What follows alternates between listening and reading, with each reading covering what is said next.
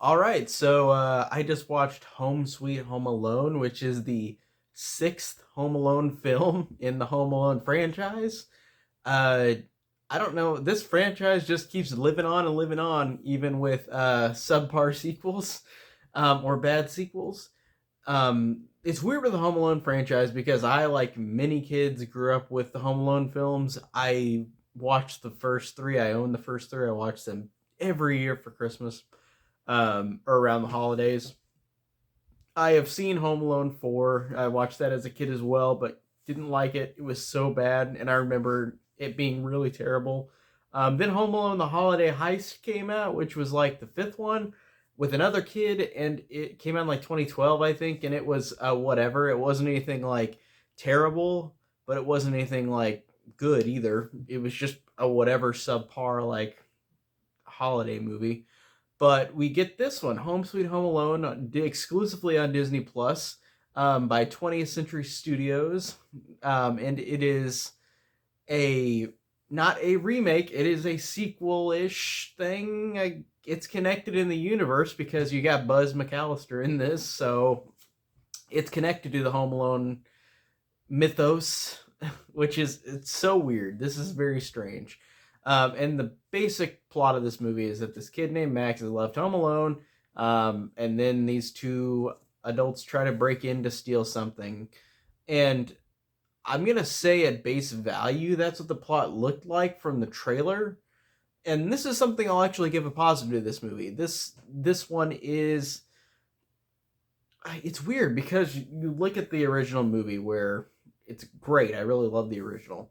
It's about Kevin who's home alone and he has to fight these robbers breaking into his house. And in this movie, it's not really that. It's about people breaking into the house, but I feel like it's got more of a. It's not just like bad guys, if that makes sense. And I don't really want to say too much, but I feel like it's not a movie that's trying to be the original in that way. Whenever it's trying to be the original, it annoys me. Whenever it has the use of the same dialogue, the kid saying the same thing, the mom saying the same thing, the mom saying like, "I'm stuck here, and my kid's stuck at home. I need to get home." Like dialogue like that, or whenever the kid says like, "Are you thirsty for more?" Like that kind of dialogue annoyed me because it's exactly the same as the original. And whenever the movie tried to be the original movie again, it just bugged me. Like I thought it was really annoying because it basically felt just like a remake, but done worse. But whenever it's not replicating the original, I thought this one, like Home Alone 5, was honestly just not too bad, honestly. I thought this one was whatever. It was pretty. If I was a kid, I would have enjoyed this one a lot. As an adult, I thought it was okay in terms of like being a kids holiday movie. Like I didn't actually mind this one, honestly. Um, but there's some things I got to point out in this movie where I'm like, "What? Are you serious?" For example, there's a scene where these kids at the beginning of the movie like are coming home to the people who are the robbers, like the two adults. One is played by Ellie Kemper, who was Aaron in The Office, which I thought was cool to see her again in something. But but their kids come home, and then their kids are like, or the mom Ellie Kemper says, "Oh, I thought you guys were gonna call us whenever you got out of the movie," and they're like, "Oh no, it's okay, we took an Uber." And I thought these two kids, probably no older than 13 years old, went went in an Uber with an adult privately, drove around privately with an adult that they don't know. I thought that was really weird. Just that, do kids really do that? Do like young kids go into use their phone and go with adults on an Uber ride without parent supervision? Like that to me was kind of a weird joke. I was like, that just, and I know they're not implying anything weird, but I just thought if I was an adult like that with kids, I would be like, you're not going with a stranger in something that you're paying money with. Like that is really weird. I thought that was very odd, that dialogue. Like I just didn't realize. I guess I am getting old because I'm like, really, kids will go and with complete strangers and drive around places. Like that to me just felt weird. Um, there are some jokes that are really really cheap in this. In this movie, I didn't expect to be like a good comedy. Like there's a joke where, and I guess it pays off later because the kid does use the Legos, but there's a Lego joke where at the beginning the kid's Max's dad like steps on a Lego and he's like, "Ow, it's the worst pain in the world," and it's just a joke that you hear all the time that Legos are the worst pain in the world, like stepping on them. So I thought that was a really lame joke. Um, I thought that it's interesting with like the idea of them just replicating stuff and then making fun of it, but it's not very funny. Like for example, in the original Home Alone and Home Alone 2, there was the Angels with Filthy Souls, that movie that Kevin was watching with the guy, mobster guy shooting the other guy and the all over. In this one, it shows that scene, but it's a remake in space. And then this one guy comments and says, "Oh, I can't believe they're remaking movies, classic movies. They're never as good as the original." And that dialogue I couldn't stand because I'm like, you already know what you're trying to be. Like, why are you using this dumb dialogue? That's just annoying and that's ridiculous. Um, and I thought it was weird whenever Ellie Kemper, she has a flashback of like her kids and her husband like around the Christmas tree because of what the plot is intending about them trying to go steal something from the kid. But it's got the song "Somewhere in My Memory" from the first Home Alone. But I felt like it was oddly placed. It was like, that's kind of weird, even though I like that song. But it's a lot of just trying to cram in stuff from the original movie. Uh, I thought it was very interesting that this movie really, really tried hard not to focus on the kid's family. Like in the original Home Alone, there's probably like 20 minutes worth of the family stuff where like the family is mean to Kevin, they pick on Kevin, Kevin's mean to his mom, Kevin's mom's mean to him, they back and forth to each other. In this one, there's one scene of the mom and Max back and forth. You don't know anything about the family members, like besides the mom. The mom is literally the only character that you know anything about. The other characters don't even have dialogue, like in terms of the family members that Max has. Like there's literally no dialogue for them, almost. So it's so weird when the original movie, which does a good job of that, where like all the family hates Kevin because Kevin's being a brat. In this one, it's just him and his mom basically talking to each other, even though there is the whole outer family like the original Home Alone, but none of them speak or have any dialogue. So I thought it was weird that they did that.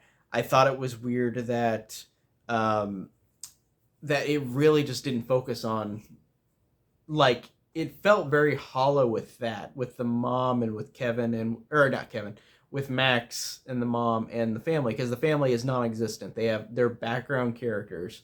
There's no lines from them like the original Home Alone, where even in the original Home Alone, if they're background characters, they at least had jokes and dialogue that you can remember them by. In this one, you don't remember any of the family besides the mom. Literally, there's no dialogue at all. So that's really weird. This movie, honestly, it's strange because this one, instead of focusing on the family stuff with Max, it's literally almost always about Ellie Kemper and her husband, and why they're gonna rob this place or try to steal something from the house that the Max kid is in.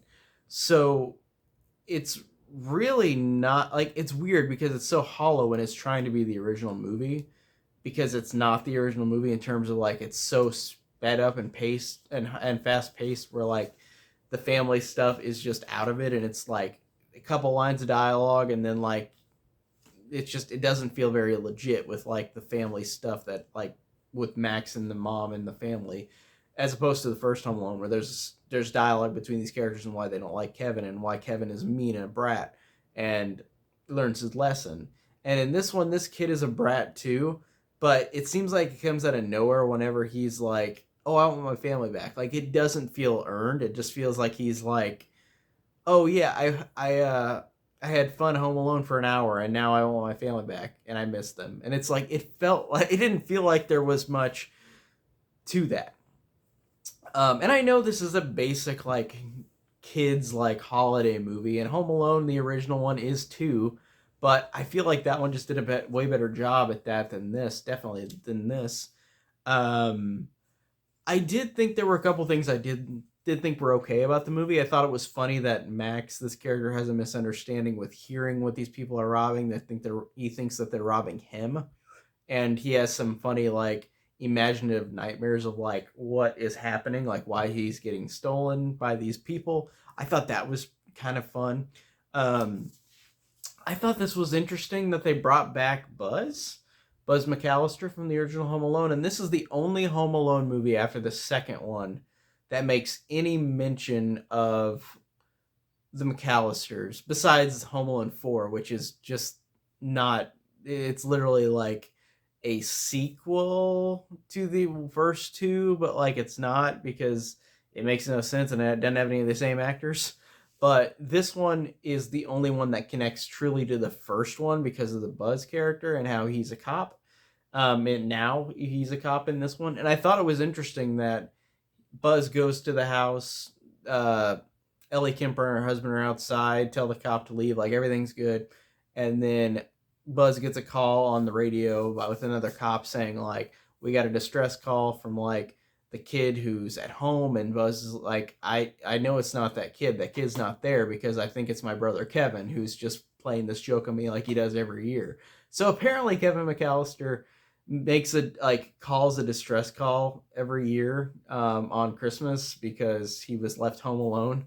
So he messes with Buzz every year, which I thought was kind of a funny line because it's like, even though Macaulay Culkin, of course, did not want to touch anything near this movie, it was funny to see that they had that character kind of referenced in the movie, even though it feels very like on the nose, like they have to mention Kevin McAllister. Of course they do.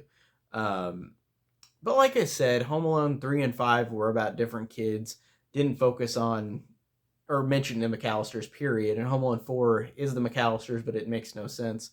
And this one is the only one that has connective tissue to the first two movies completely, like as opposed to 4, which is, again, makes no sense because Kevin's a different age. He's got different family members. He's got younger parents. It's just all that bullshit in part 4.